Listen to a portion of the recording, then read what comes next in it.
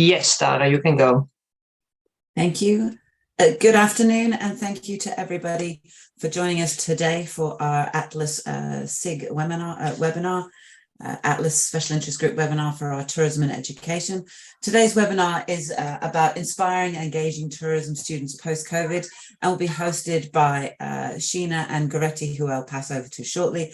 But firstly, I thought I'd say a very quick word about Atlas. My name is Tara Duncan. I'm the chair of Atlas.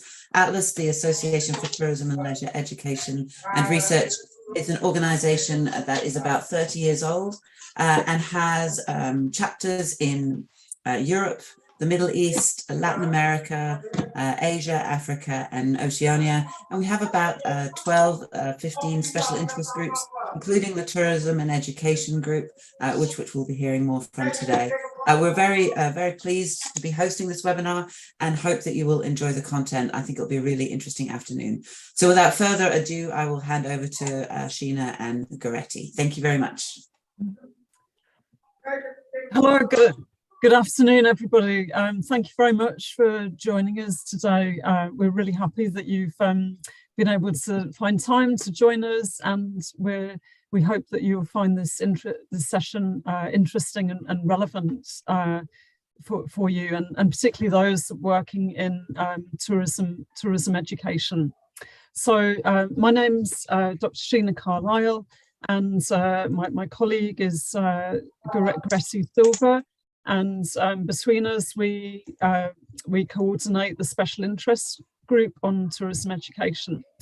So today I'm very happy to have two speakers with us, and the format that the session will take today is that we will have two speaker sessions, and these will last each sort of 15 minutes each, and then we will have time for some questions from the audience.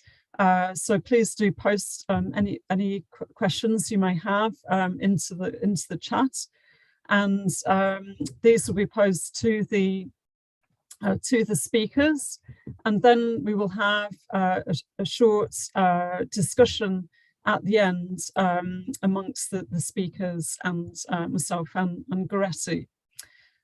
So first I'd like to welcome Dr. Lisa Gorton.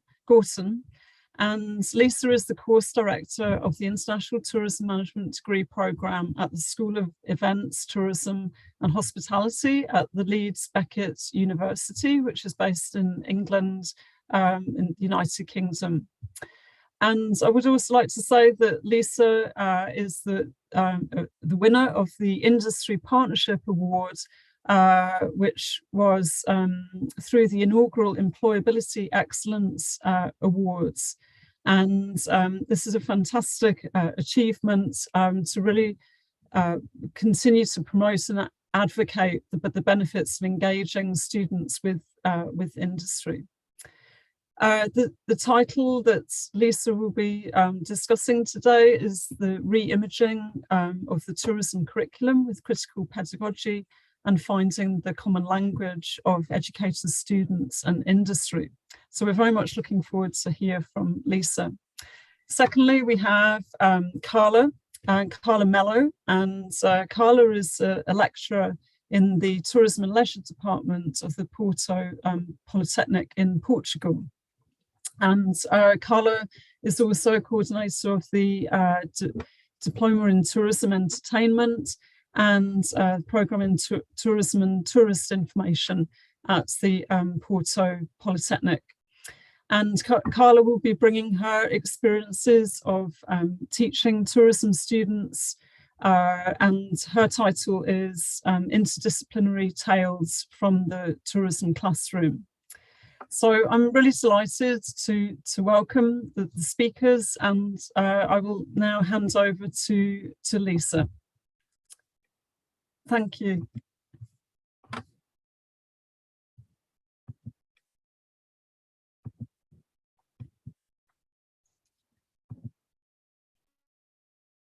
Thank you for the welcome, Carla and Goretti. It's really great to be here and to share some of my journey, which actually follows on from my doctoral research. And without going into a 3-minute thesis presentation to you, that research was all about what binds and bounds the curriculum and the way in which tourism educators experience the constraints of working within a very measured and perhaps even neoliberal regime that you perhaps can empathize with. So I'm going to talk really now about the advancement of that journey. So my doctoral research looked at the educators' views and experiences and perceptions of how the curriculum had become very constrained. That has led to a redesign of our curriculum. And during that process of redesign, we of course have consulted with both our student body, some of our alumni, and also our industry partners as well.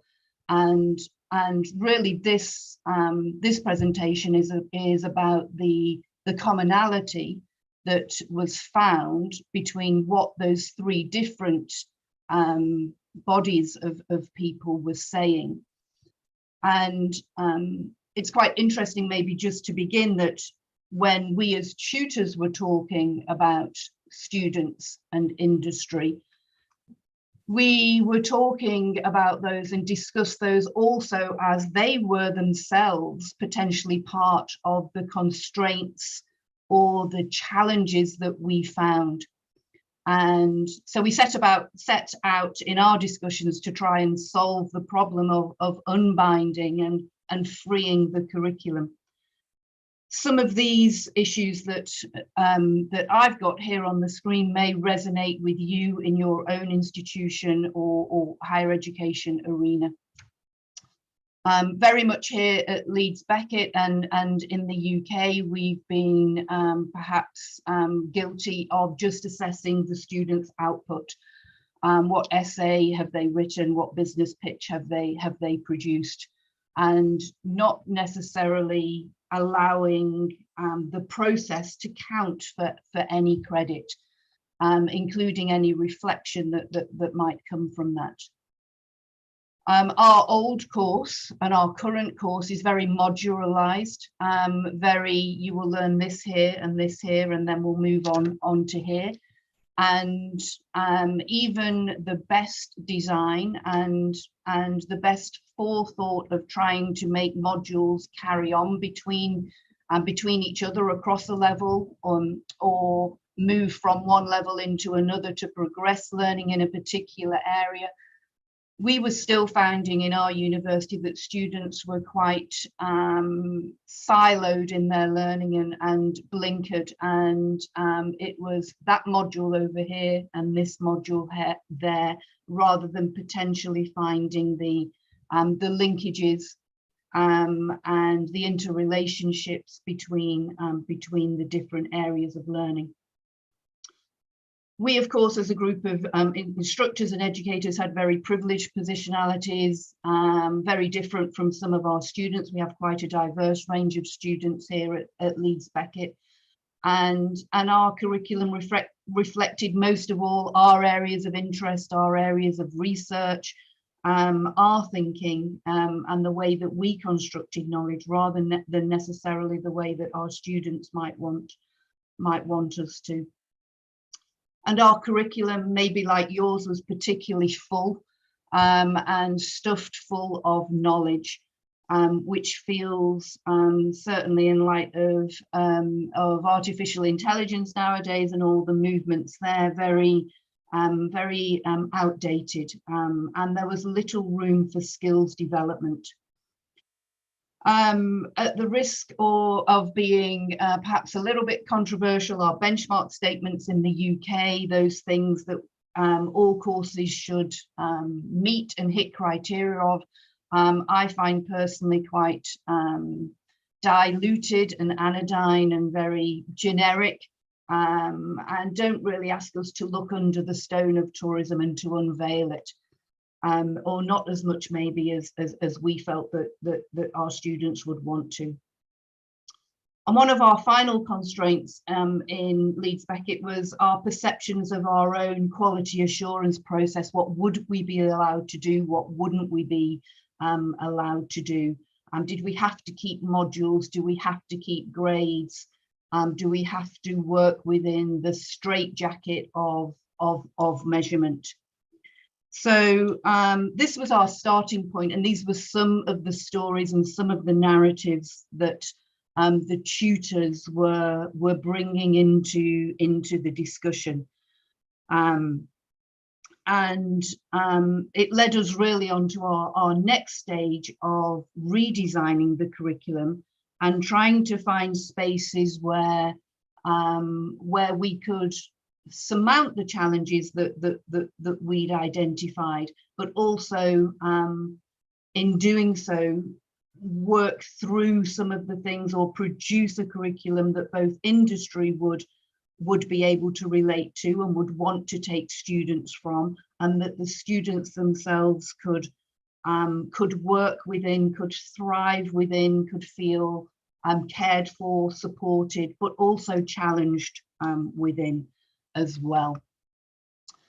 So the screens that you see now have three different colours of bubbles. The blue on the left-hand side is the educators' comments. The middle is the students, and then the green on the right is what industry told us that they wanted. So our first point of common ground that we found when creating the new curriculum was, can we build some new knowledge together? And whilst we're doing so, can we build a sense of community, a community of practice, and really work on the social side of learning, as that being one of the key cornerstones. And our staff wanted us for sure to work with the students, to learn from them, to produce new knowledge with them, and to really question accepted knowledge, and not to design assessments that just ask students to regurgitate that knowledge. Can we find something that's more collaborative, that's less hierarchical, that's more dialogical with students, where we're all looking afresh at tourism? I guess warts and all, if I can say that. The students, wanted some of the same things as well. They like being connected with other students, learning from the diverse student body that we're lucky enough to have. They want the activity. They don't want just to be talked at. And they challenged us as well to make or to design workshops and tutorials where that could happen, where there might be a brief introduction that was theoretical or conceptual, but we were quickly moving on to be very much more active and involved in our learning. And of course, industry were on message as well with this. They wanted intercultural skills. They wanted that ability to work with others, to collaborate, to take on board those different perspectives that a critical mindset would demand. That said, we knew that our student body, as well as being diverse, was also challenged and has been challenged recently, hasn't it, in terms of the pathway to university, and having these students having lived through and experienced COVID and being impacted and affected by that. So our second area that we found was common to all three parties was building in resilience, attending to our students' well-being, and allowing learning through moments of failure as well. So all parties felt that that was something that feedback could help with, that the abolition of high-risk assessments could promote, that was definitely needed even in industry. We hear the messages about a resilient industry, but that requires resilient practitioners. who have the knowledge and know that they have maybe had to bounce back from trying something that didn't work first time, or from constant practice of skills development. So we very much built, which you'll see in a few moments, the ability to fail into our course, particularly in the first year as we welcome students to the university. And our final area of commonality was persuasive arguments, new worldviews, critical mindsets, that ability to, for our students to listen to all perspectives, to build and find their own opinion, and to make their own informed decisions, and to question maybe the status quo of an industry that's often professed to be the largest, the fourth largest, the this, the that, the other, but that has obviously its contestable side as well. So we wanted to build and design a new curriculum where our students were able not only to think about tourism in new ways, but also to have the associated wherewithal and knowledge and opportunities for practice where they could actually bring that thinking into being, so that they were practical doers as well as critical thinkers. So I don't have a drum roll, but this is our level 4 of our new course design, which is about to be revalidated. And we very much look at tourism in the first year through a very unfiltered lens. So we move away maybe from some of the ways that students in the UK have been taught tourism in their journey to us. So we might look at all the different stakeholder groups and different impacts on those groups. We're looking at equality. We're looking at how social media influences tourism, and has and students can and tourists can influence tourism, and also about tourism in a very changing world in terms of climate change. We're not looking at any modules, and we haven't designed any modules. We've designed projects. So those 4 titles that you can see there, which are 6-week blocks, will be projects that students work on in a very active way, in a very problem-based learning way.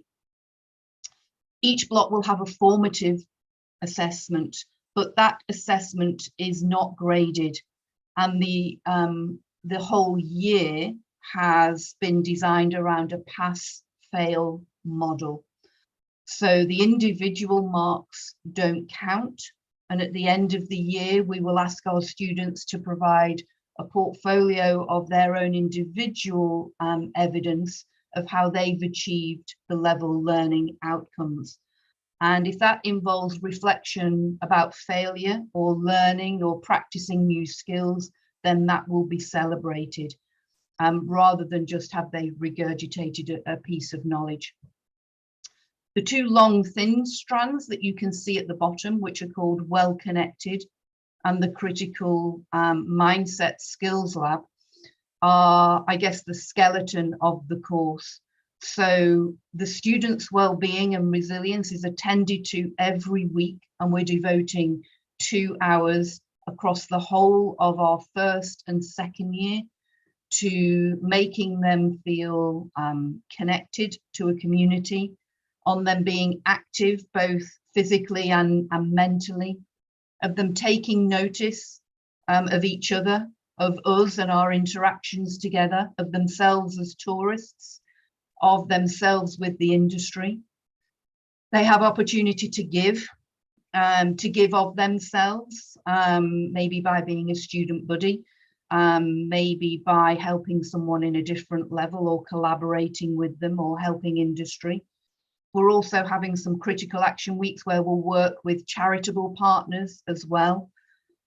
So we have 2 critical action weeks where we take students off timetable, as it were, and ask them to work on a charity challenge that's related to tourism.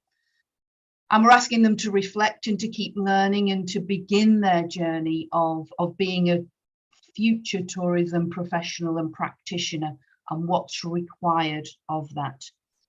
So some of those challenges that we had identified, like a modularized curriculum, a curriculum where assessment was very high stakes and it meant a straight failure or pass.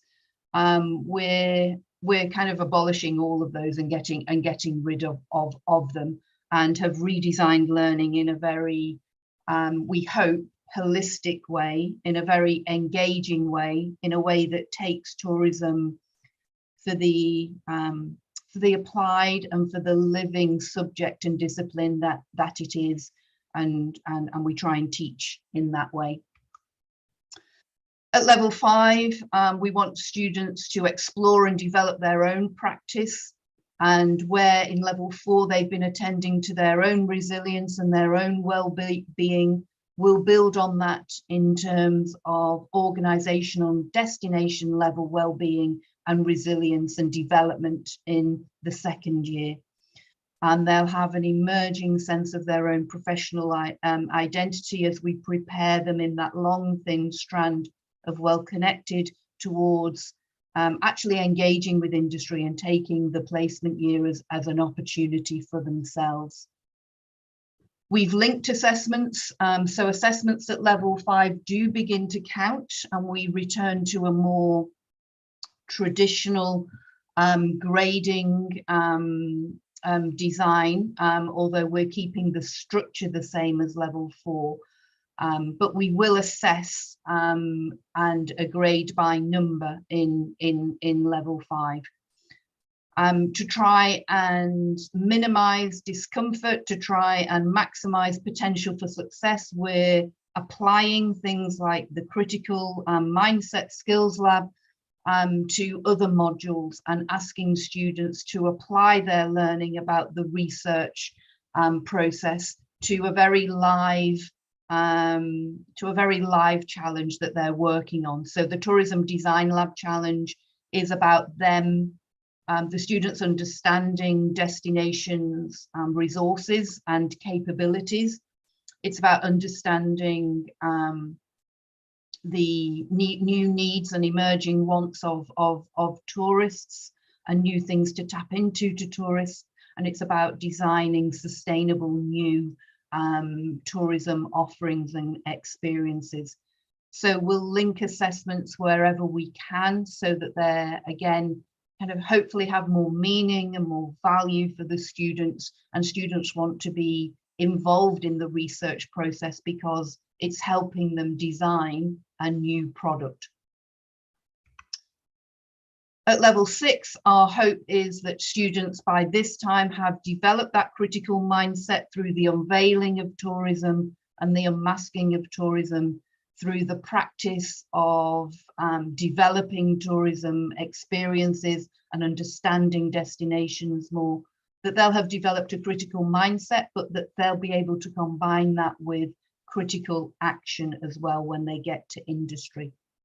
To help smooth that journey, we offer a year-long team-based consultancy project where small groups of students work with a tutor and are facilitated by that tutor, but work inside industry or for industry on a real-life challenge. And we really want those now to be very based around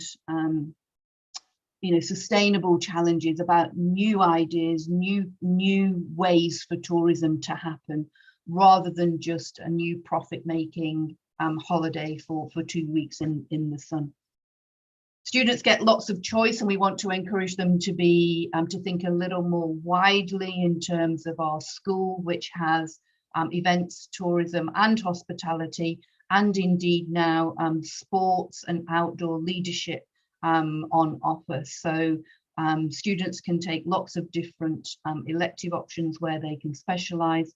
And then we'll look also at the final part of critical pedagogy, or one of the really key parts of critical pedagogy, putting that into action. And that's housed in the Future Directions of Tourism project, where students begin to reimagine tourism for the better by building kind of future scenarios. What might that look like? How could we, when we become practitioners, change and steward the industry maybe in a different way? So I've given you a very whistle-stop tour there of many of our ideas, many of our challenges that we faced, and some of the new design that we're proposing. We go to revalidation in September. All of the feedback that we've had up to now is that we will be successful, and that our quality processes and our department is minded to be innovative and take some risks with us. So I have my fingers crossed at the moment. Sheena, that's me done, if that's okay. That's great. Thank you so much, Lisa. Really, really appreciate you sharing those experiences that you're having up at Leeds Beckett. And I really like your way in which you said about lifting the stone and seeing what's underneath the stone, to really see what the students really want out of tourism education, but also to really see what the tourism industry is like in reality. And yeah, so I thought that was very inspirational, and thank you very much for sharing that from Leeds, and I'm sure we'll discuss a little bit more a bit later, so thank you very much. So I'd like to pass on to Carla Mello, and so Carla's going to talk to us about interdisciplinary perspectives in the classroom. And yeah, so thank you very much, Carla. If you'd like to share your screen, thank you. Yes, thank you, Sheena, and thank you all for being here, sharing some ideas with us. So following what Liz already mentioned, I'm going to share with you some experience that we have been taking in our school in some interdisciplinary projects. That's why the presentation is called Interdisciplinary Tales.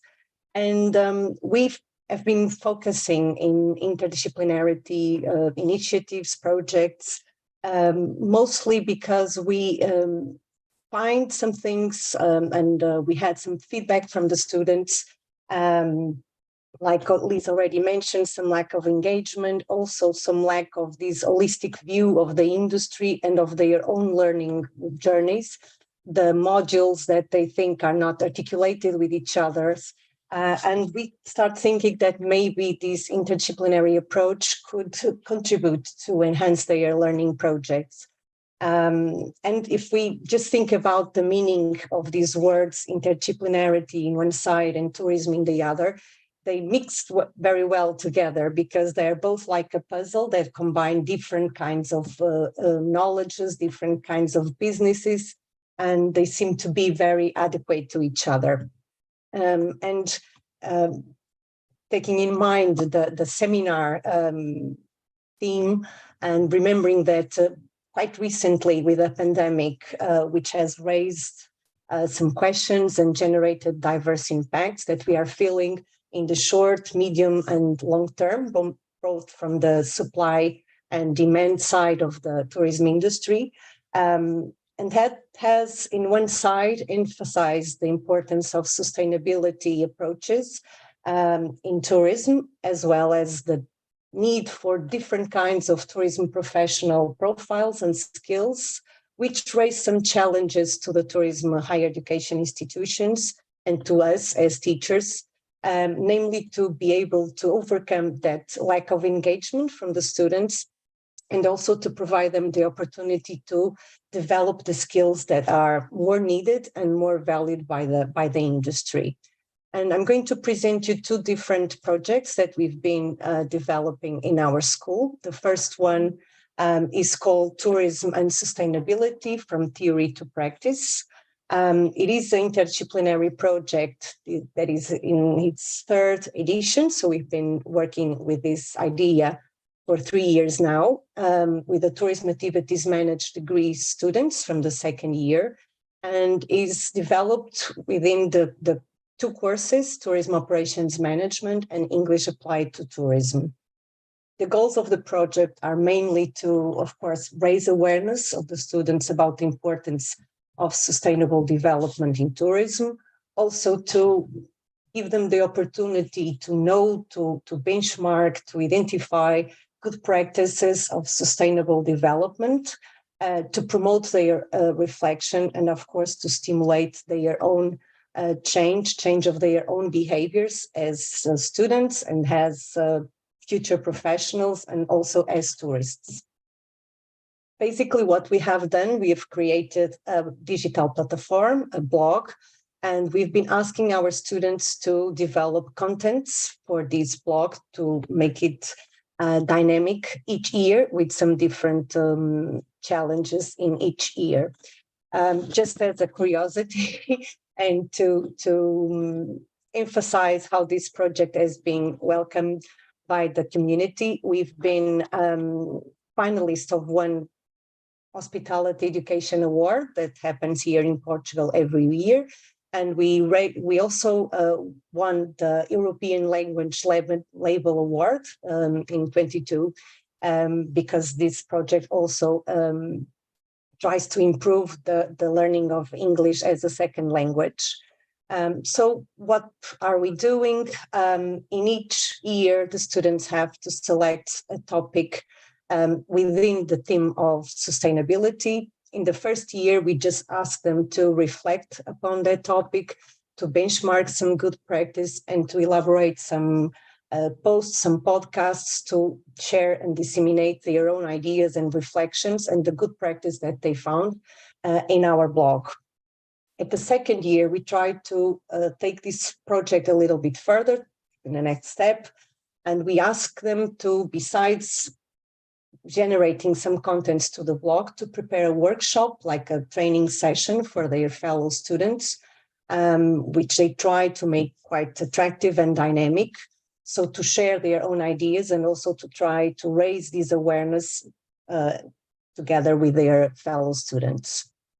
This year, we tried to take the project a little bit further and partner up with external tourism organizations. So basically, students had to identify some kind of tourism enterprise or organization to make some kind of diagnosis, identify some weaknesses or opportunities to improve in what concerns to sustainable practices in the company.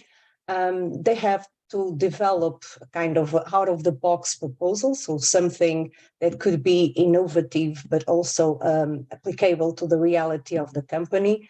And they have to present it to the industry representatives. So this is just to give an idea of what we've been doing, what we've been asking our students based on the same digital platform. Each year we try to ask them to go further, to develop more reflection about this, to work together, not only between students, but also with the industry, to share some ideas in the industry, and hopefully to contribute to these companies, to give them some guidelines to how they can improve their sustainable practices. Considering interdisciplinarity, of course, this means that we have to design and plan the projects before. And that means that me and my colleague, which I think is listening to us here, we have to define our project goals. We have to develop an implementation plan, like delivering some guidelines, some templates, the timeline of the project. We also have been giving our students some surveys in the initial and final stages of the project each year, so that we can kind of evaluate their own perceptions about the project in the beginning and at the end of the project. Then we give the students all these templates and guides. We also develop some thematic webinars, some feedback and follow-up sessions, so that we can monitor and give some support while they are developing the project. As outputs developed by the students, we can have some posts, some podcasts, also some training sessions and workshops, as I mentioned, some video presentations, and some pitches that they have done this year to show the companies what they are proposing. Just some images of some of the outputs that we can find out in the blog of the project. Like, as you can see, we have some information about the training sessions, some just text about sustainable practices in different sectors of the tourism industry, some podcasts, and so on. And getting back to the beginning, because we started to do this project in an attempt to motivate our students, to get them more inspired, to get them more engaged with the contents of the courses, and also to give them the opportunity to have this holistic view about the different modules, the different courses that they are taking in the degree. I think it's not very easy to see the numbers, but I think it's quite obvious that the students were quite highly or extremely motivated in the beginning, and then satisfied with this interdisciplinary project. They also believed that this has a higher contribution for their learning process, and it also helps to change or to reflect about their own sustainable behaviors. So most of them, at the end of the project, they were saying that they will change, they intend, or they already changed some behaviors in what concerns to sustainable practices. But once again, their main difficulties, the things that they found more challenging for them in the development of this project, is time management and the conciliation with other curricular units assignments. So because these, of course, means that they have to get really engaged with the thematic of sustainability, that they have to make some interviews, some field work, and of course it's difficult to conciliate with other assignments. Considering interdisciplinarity, we asked them to say in just one word what were their ideas or their impressions about interdisciplinarity. And as we can see, cooperation, useful, enriching, union, connectivity, challenging, learning are some of the words that raised up and that show us that they are very, very willing to take part in this kind of projects, and they value this interdisciplinary view of the contents and of the projects that we have proposed them. Another project, which in this case is was developed in the last 2 academic years with the same kind of degrees, but with the third-year students, and in this case, mixing together 2 courses, tourism planning and tourism marketing. So basically, in each year, we established a partnership with an external company, and the students were challenged to create a new tourism product or program, and to define and to develop its marketing and communication strategy. At the first year, our partner was the Village Tourism Association, and basically the students have to develop a new product designed to tourists that were willing to go and have some experience in rural areas in these villages that are integrated in this network. In the second year, our partner was a Center for the Interpretation and Promotion of Wine, and the students were challenged to develop like a wine tourism itinerary or route that could provide the tourists the opportunity to engage with the producers and enjoy the most interesting attractions of these countries. In this project, students found that was really interesting, and it was an opportunity to stimulate their own creativity, to develop skills in a practical context, because they have to deal with the teacher's support, teacher's idea, but most of all to the partner feedback, to the partner ideas, to the partner needs. And they also value the opportunity to apply knowledge that they were acquired in different courses, not only the 2 courses that were involved in this interdisciplinary project, but also other courses that they have already done during the degree, and that they have to like mobilize some of the learnings and some of the knowledge they had from those modules. In this case, and because we also use the project-based learning, we also asked them to say in just one word what they felt about this kind of projects, and most of them considering interesting, enriching, important. They were curious about this kind of approaches, and also interdisciplinarity emerges here as an important attainance of this method. Regarding interdisciplinarity, they also emphasize the fact that it is interesting and useful, but most of all, that is complementarity. This is complementary to their learning in other courses. So just to like finish up and make some contributions to our future reflection.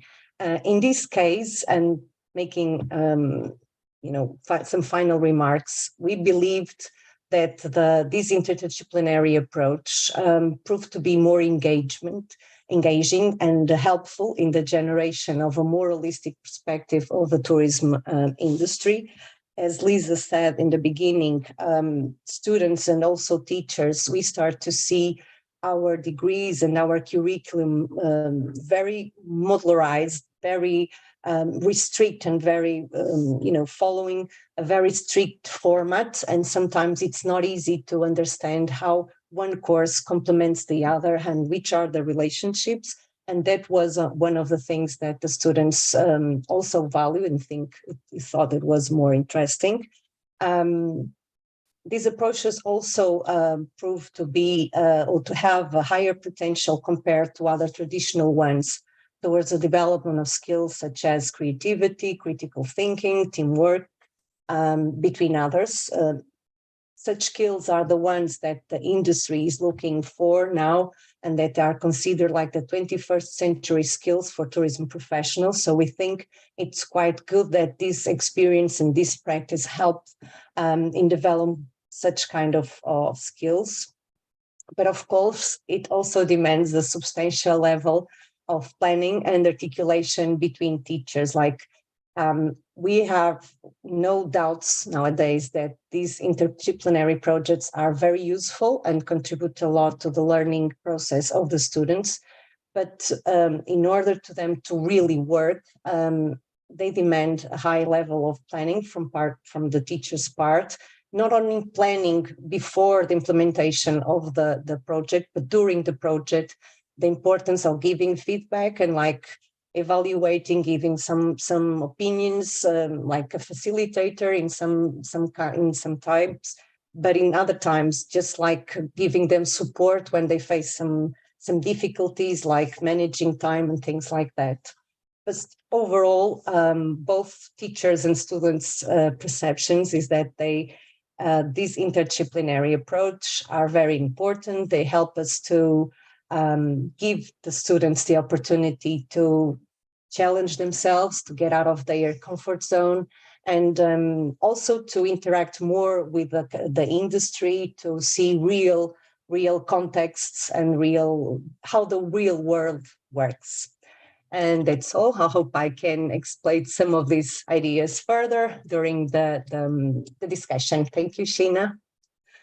Thank you very much, Carla. I really appreciate that. And it's really interesting to hear in more detail about the logistics of actually developing reflective practice and how that reflective process can really support high-level engagement and understanding about the industry.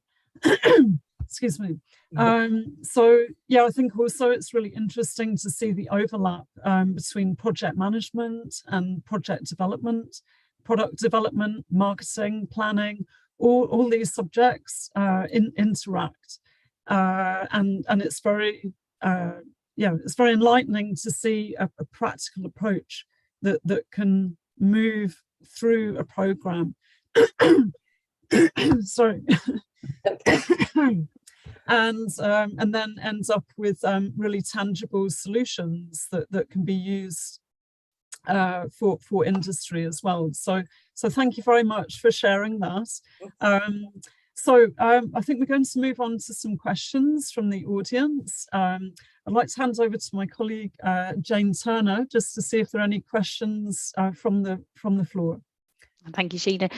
We don't have any questions in YouTube at the moment, but I wonder if I might ask a question, if that's okay. Thank you both Lisa and Carla for your presentation. It was really interesting to see kind of how they both overlap in regards to the interdisciplinary aspects. I just wondered if you think that this could be replicated more widely. You both got a very much European focus, but I wonder if it could go internationally with this and more globally, and any challenges that you might kind of flag for people if it is something they wanted to adopt in changing the curriculum.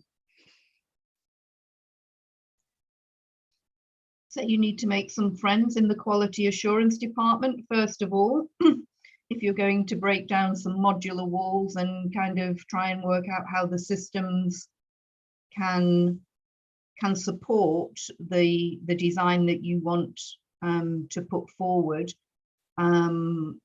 My colleagues are currently working on that. I think that there is a solution. I know that they've said that they'll find one for me. And I think just asking the question and not, I think we, in our own team, we had our own perceptions about what we would be allowed to do and what we couldn't do. And actually we could go much further than we expected. So I think it's asking the question early on and kind of not being difficult, but you know, asking the questions and challenging, well, why can't we do it differently, and how could we do it differently? And everyone has the same goal, you know, the best outcome and the best learning experience for students. And I think it's about trying to get everybody engaged in that conversation and as many people as possible on board. I'm about to work with some of our well-being practitioners who just happened to be in the room when I was talking about resilience among students being low and that impacting on assessments and the high-risk assessments, and we started chatting, and now we're developing 2 years worth of embedded learning that I think the university will probably take and give off the shelf to anybody else who wants it to be applied into their setting. So I think find allies, don't make enemies. There's definitely more allies out there than not. I think people that want you to be innovative and creative, but yeah, you've got to get them on board. Maybe that's my sales expertise coming out from 20 years in industry. Absolutely, thank you, Lisa. I think there's a lot to be said to not to be afraid to break down some traditional ways of doing things, and to you know, to have permission that it's okay to think outside the box. And I think what's really interesting in both your case studies is that you've engaged with the students to ask them what they like, what they prefer, how they would like to learn, what they find difficult, and how a more progressive approach can be developed from active student feedback, and to actually respond to that feedback in a proactive way. Which, yeah, I think sometimes institutions can also be afraid to get feedback and to use that in a progressive way. And I think it's important to, yeah, I think this is what is really inspirational about these case studies.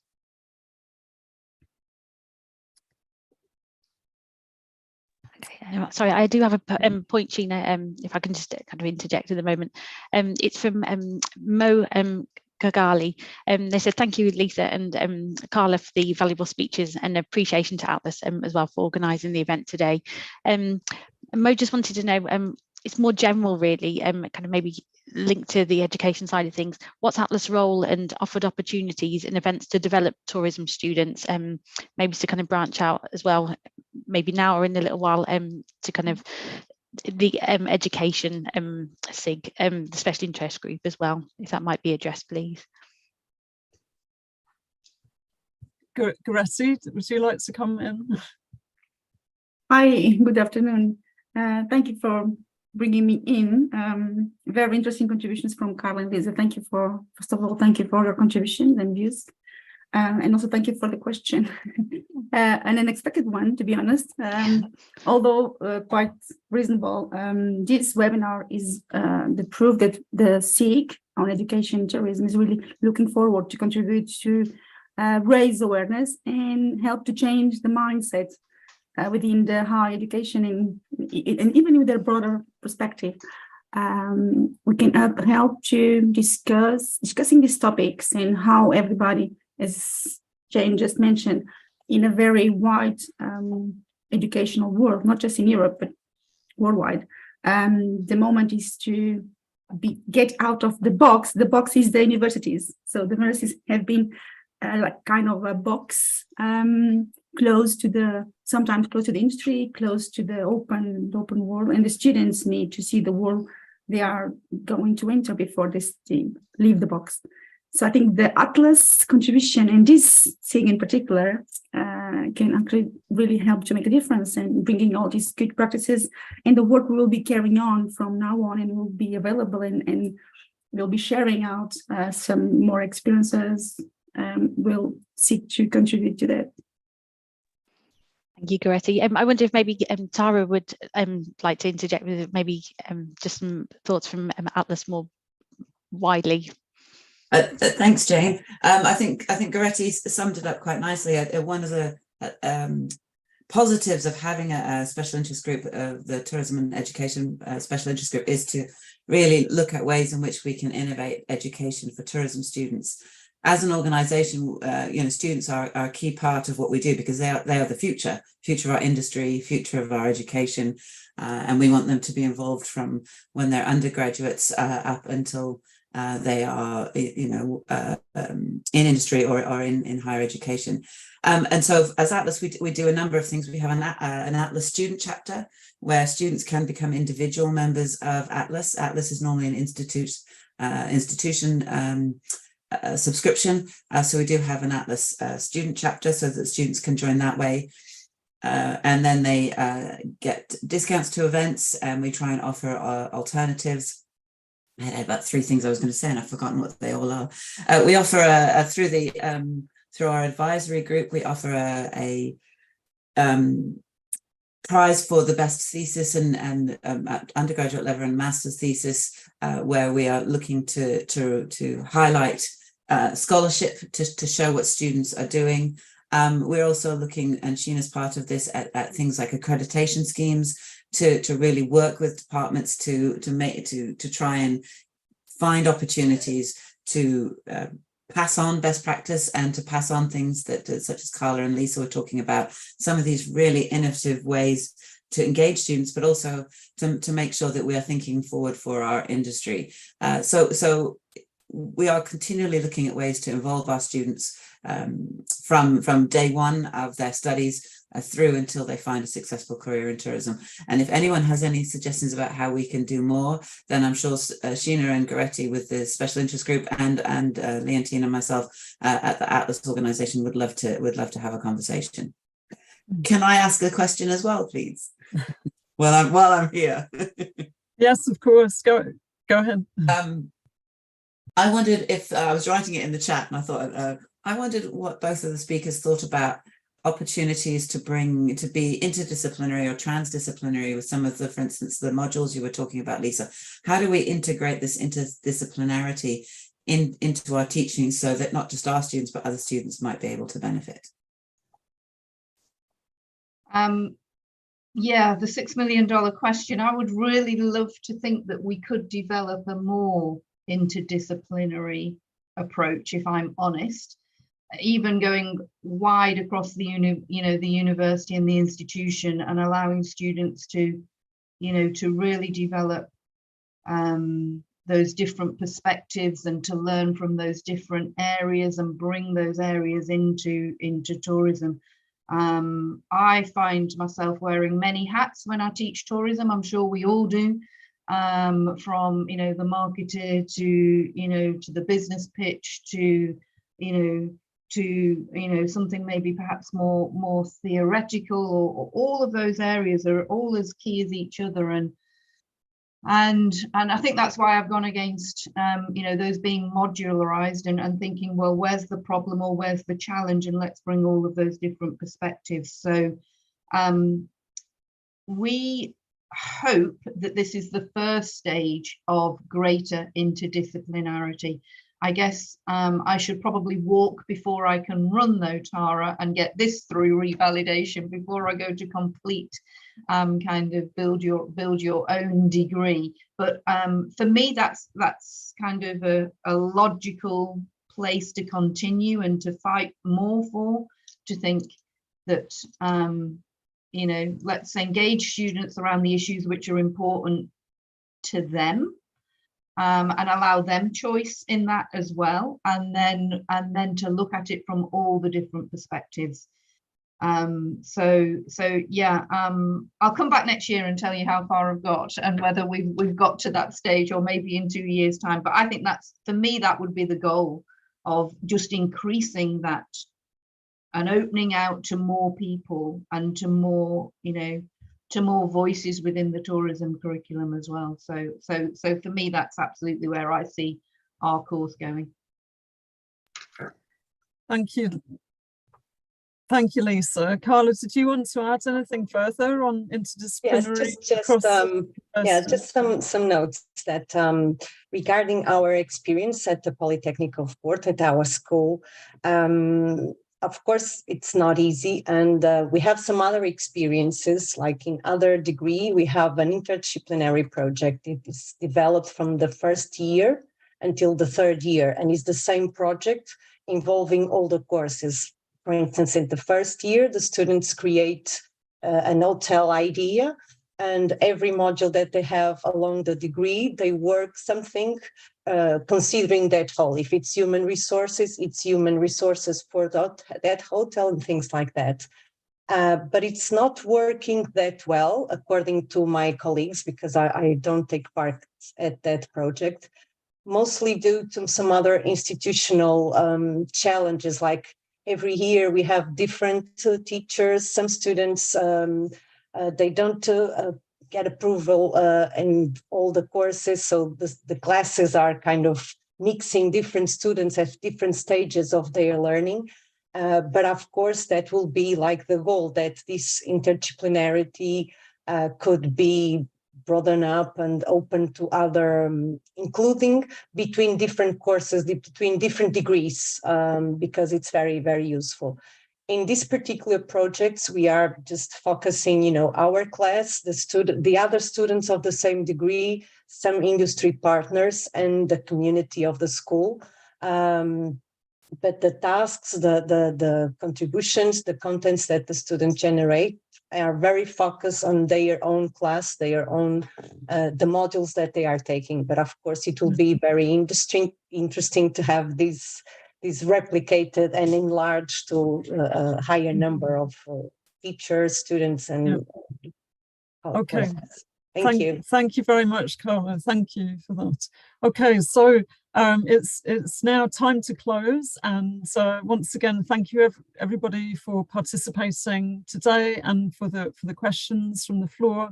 And we look forward to hopefully seeing some of you at the annual Atlas conference in Austria, and we look forward to seeing you in the special track there that we're running on tourism education. So please do join us, and we'll keep you posted of developments. Thank you very much. Thank you.